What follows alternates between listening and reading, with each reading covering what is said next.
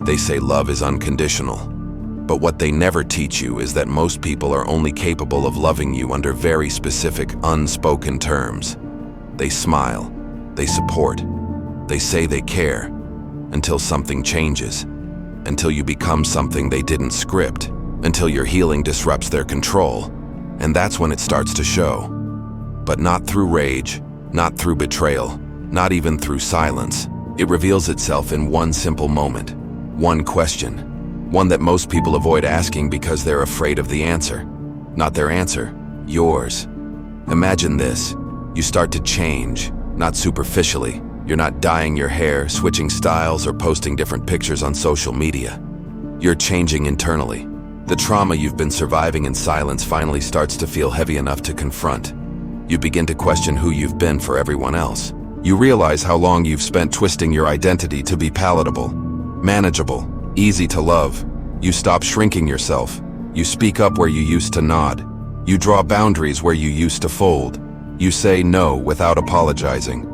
You no longer validate dysfunction just to avoid the discomfort of rejection. And suddenly, the people who once swore they'd never leave pull back. They become cold, distant. They weaponize your healing against you, call it selfishness, arrogance, a phase. They claim you're not the same anymore, not an admiration but accusation. And here's where the question comes in, not to them, but to yourself. Ask, if I stopped doing the things that made me lovable to them, would they still love me? That question cuts deeper than anything, because it doesn't just expose them, it exposes the conditions you've silently accepted, the terms you've lived under, the idea that love has to be earned by obedience, silence, suffering, sacrifice. You start to realize that most of what you thought was love was simply approval. Conditional approval wrapped in affection, tied to your usefulness, your emotional labor, your compliance, not your truth. And when that truth starts to speak for itself, when you remove the mask of always available, always understanding, always putting others first, you see exactly who never saw you as a person. Only a role, a provider, a performer, a mirror. There's a reason this question is terrifying, because once you see the answer clearly, there's no going back. It becomes impossible to unsee all the ways your love was bartered, your presence negotiated, your humanity put on a leash. You realize how often the relationships you fought to preserve were never safe to begin with. You were just performing safety in exchange for not being abandoned. The most painful part isn't that they walk away. It's that they only stayed when you weren't fully you. Conditional love doesn't always look like ultimatums. Sometimes it looks like them getting irritated when you're not cheerful, or withdrawing when you express pain they don't know how to fix, or growing distant when your growth highlights their stagnancy. It's subtle, it's quiet, but it's there. People who love you conditionally are usually unaware of it. They believe they love you, and in their mind, they probably do. But what they love is the version of you that never threatens their comfort.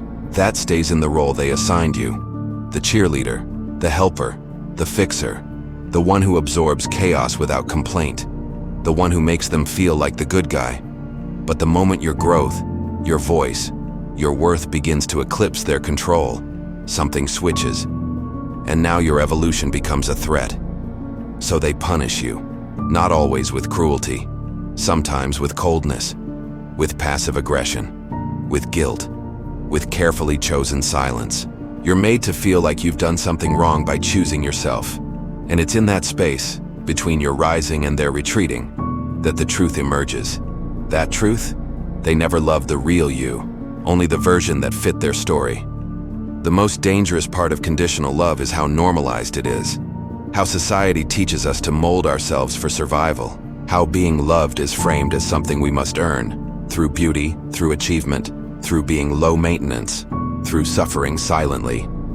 We grow up watching love being withheld as punishment, affection used as a currency, approval dangled like a carrot. And we internalize the belief that love is never free, that it always comes with fine print. So we become people who trade our identity for closeness, who perform to be liked, who please to be needed, who shrink to avoid rejection, and when the real us starts to surface, raw, messy, unapologetic. We fear we'll be left, because that's what we've been conditioned to expect. That honesty costs you love. But here's the hidden power in that question. It doesn't just expose others, it awakens you. When you ask, if I stopped doing what made me lovable to them, would they still love me? You realize how many of your connections were never rooted in truth. How many people were only there for a version of you that abandoned yourself, and how your silence was the glue holding things together.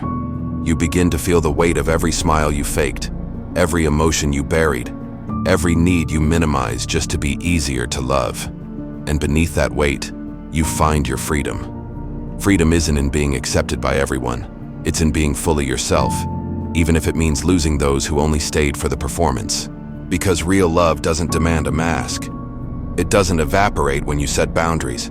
It doesn't disappear when you grow out of your pain. It expands with you. It adapts.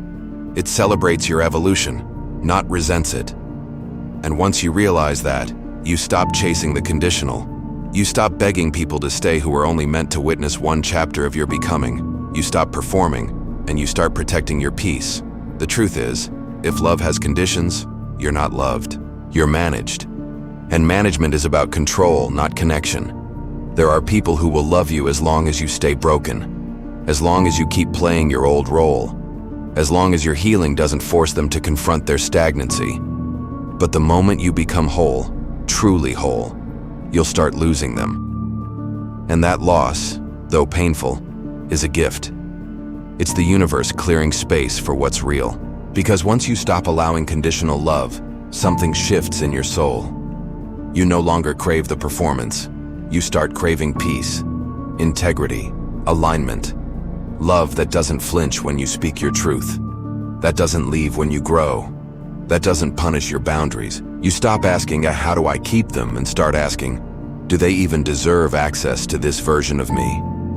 That's the turning point. It's not about bitterness. It's not about revenge. It's about no longer negotiating your soul to be loved. You become the version of yourself that can walk away without apologizing, that can lose people without losing yourself, that doesn't fear being misunderstood because you're finally understanding yourself. And with that clarity, you stop looking for love that fits. You start waiting for love that sees, because anything that requires you to abandon yourself isn't love. It's emotional blackmail wearing the mask of connection. And the moment you ask that question, the one they don't want you to ask, is the moment you break the spell. If I stopped doing the things that made me lovable to them, would they still love me? If the answer is no, they never did. You'll find that the more authentic you become, the quieter your life gets. Not because you're doing something wrong, but because conditional connections can't survive in the presence of realness. It's not your truth they hate, it's what your truth forces them to confront. And for most people, that confrontation is unbearable. Your healing reminds them they're still wounded. Your self-respect exposes their manipulation. Your boundaries reveal their entitlement. You didn't change the rules. They just never imagined you'd stop playing the game. And that's when it begins, the rewriting of the story. Suddenly, you're too distant, selfish, full of yourself, or the favorite one. You've changed. But you know what they never say? Thank you for everything you tolerated in silence. They don't talk about the years you spent hiding your pain so they wouldn't feel guilty, or how often you put their needs above your own just to feel safe, or the time you begged for love in ways that made you ashamed. No, they skip past all of that, because to admit, it would mean facing the part they played in breaking you. So instead, they villainize your transformation. It's easier to demonize your growth than to acknowledge their dependence on your brokenness. Because when you were quiet, agreeable, and easy to manipulate, they felt powerful. Now they feel exposed. But here's the thing about conditional love. It teaches you what love is not. It becomes the mirror that shows you your own patterns. How you were trained to earn affection. How you confused guilt with loyalty. How you tolerated dysfunction because you feared being alone more than being mistreated. These aren't just behavioral habits, they're trauma responses. Deep survival instincts developed in environments where love was performance-based. Maybe you grew up being the peacekeeper, the one who held the family together. the one who made everything seem okay. You learned to absorb tension, to mute your needs, to become invisible unless someone else needed saving. You weren't nurtured, you were needed. And so, you began to believe that your value was directly tied to your usefulness. As an adult, you kept repeating the cycle, attracting people who only loved you in fragments, who applauded your sacrifice but disappeared at your boundaries. You mistook caretaking for love and codependency for closeness. And every time someone left when you stopped overgiving, it confirmed the belief you were trained to hold. I have to earn love, or I will lose it. But here's what no one tells you. Losing people is not the worst thing that can happen. Losing yourself to keep them is.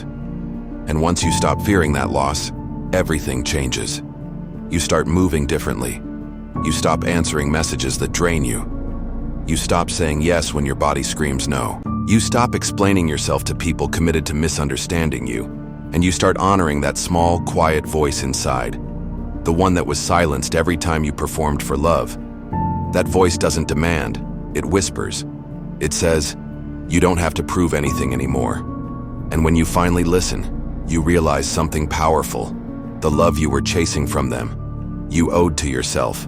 You begin to reparent the parts of you that learned to abandon yourself. You no longer chase closure from people who benefit from your confusion. You no longer settle for breadcrumbs of affection from those who feast on your insecurities. You recognize manipulation as lack, not power. You stop internalizing their inability to love you as evidence that you're unlovable. You finally see it for what it is. Their limitation, not your deficiency. It's in that moment, when you choose yourself without flinching, that the real healing begins. Not the pretty kind, not the Instagram-ready glow-up, but the quiet, brutal, soul-scraping kind. The kind that forces you to grieve the version of you that tolerated so much just to be seen. The kind that makes you sit in rooms alone and cry, not because you're weak, but because you're releasing the weight of all the roles you were forced to carry. And as you shed them, one by one, something raw emerges. You, the real you, the one who doesn't shrink, the one who doesn't chase, the one who no longer sees rejection as a reflection of their worth, but as divine redirection. Because the truth is, the people who walk away when you stop performing were never your people. They were placeholders, spiritual mirrors reflecting what you still needed to heal. And once the lesson is learned, they leave. You're not being abandoned. You're being freed, because now, finally, there's room. Room for what's real, for connections that don't demand you stay small, for love that feels like breath, not a burden, for people who don't just tolerate your wholeness, they celebrate it. These people won't need you to prove yourself. They won't flinch at your flaws. They won't use your vulnerability against you. They'll stand beside you, not because you make them feel powerful, but because they see your power and want to protect it. They'll love you in the moments you forget how to love yourself. And most importantly, they won't leave when you stop being convenient. But to find them, you have to let go of the ones who only loved you conditionally, not out of spite, but out of reverence for your own spirit. Because every time you accept love that diminishes you, you betray the version of yourself that's still waiting to be chosen. And that version is sacred. So ask the question, the one you've been avoiding. If I stopped doing what made me lovable to them, would they still love me? Sit with the answer. Let it ache.